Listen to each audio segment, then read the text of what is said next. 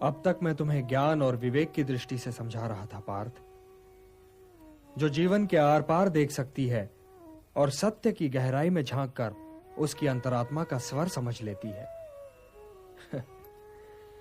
किंतु कदाचित तुम उसकी अमूर्तता में उलझ गए। तो व्यावहारिक कर्म की तुला में इस क्षण को तोलकर देखो पार्थ। व्यावहारिक कर्म की दृष्टि से अपने कर्तव्य के विषय में निर्णय लो, तब भी तुम इसी निर्णय पर पहुंचोगे कि तुम्हारे लिए इस युद्ध में भाग लेना आवश्यक है। यही निर्णय तो मैं नहीं ले पा रहा हूं केशव, नहीं ले पा रहा हूं।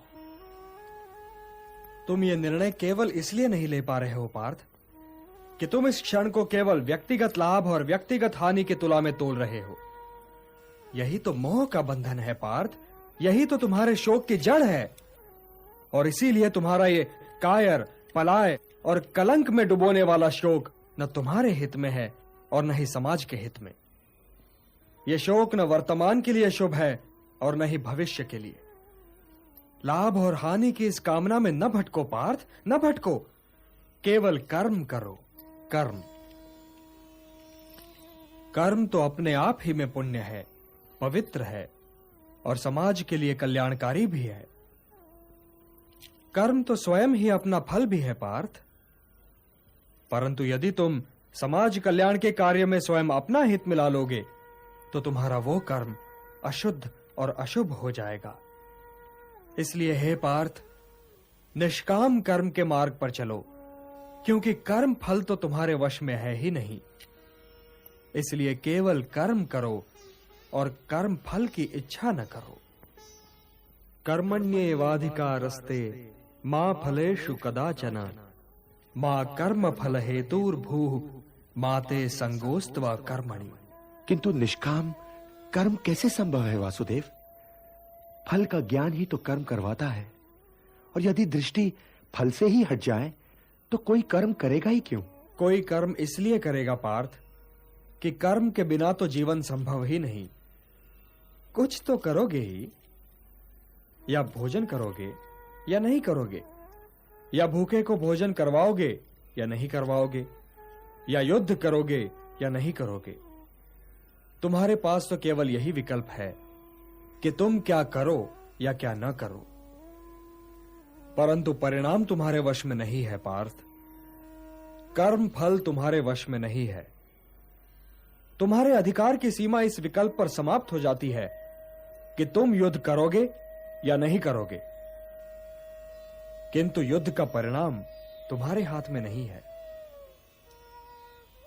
यदि तुम विजय चाहो भी तो यह आवश्यक नहीं कि विजय तुम्हारी ही हो जाए, तुम्हारी पराजय भी हो सकती है। किंतु यदि तुम विजय से मोहित नहीं होगे तो पराजय से भी नहीं घबराओगे। यदि तुम ये सोचो पार्थ कि चाहे विजय हो चाहे पराजय, किंतु तुम तो केवल इसलिए युद्ध कर रहे हो कि युद्ध करना तुम्हारा कर्तव्य है, तो विजय के सुख या पराजय के दुख का प्रश्न ही नहीं उठता। और जो न विजय से सुखी हो और न पराजय से दुखी, वही स्थित प्रज्ञ है। इसलिए हे पार्थ, कर्म के प्रतिफल की चेष्टा न करो। तुम तो केवल वही करो जो तुम्हारे वश में है, अर्थात अपने धर्म का पालन करो। यही कर्मयोग है पार्थ, यही कर्मयोग है। इस रहस्य को समझो पार्थ कि तुम्हारे पास तो केवल करने या ना करने का विकल्प है, किंतु कर्म के अंत पर मनुष्य के अधिकारों की सीमा समाप्त हो जाती है। कर्म का परिणाम मनुष्य के वश में नहीं है। तुम सर्वश्रेष्ठ धनुर्धर हो, परंतु यदि तुम्हारा आखेट तनिक भी इधर से उधर हो जाए तो तुम चूक जाओगे। तुम्हारा अधिकार तुम्हारे वाण संधान पर है, तुम्हारा अधिकार तुम्हारी दृष्टि पर है, परंतु उस मृग पर तुम्हारा कोई अधिकार नहीं जिसकी ओर तुम वाण चला रहे हो। हे धनंजय, सत्पुरुष कभी अपने अधिकारों की सीमा का उल्लंघन नहीं करते। अर्थात अपने कर्म में स्थिर रहो पार्थ, स्थिर रहो, क्योंकि कर्म की कुशलता का ही नाम योग है। और योग क्या है केशव? योग क्या है? वही तो बता रहा था पार्थ।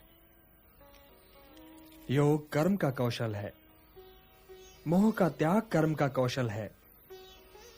मोह से मुक्त होकर अपने कर्तव्य का पालन करना कर्म का कौशल है। सफलता और असफलता दोनों ही में समान रहना कर्म का कौशल है।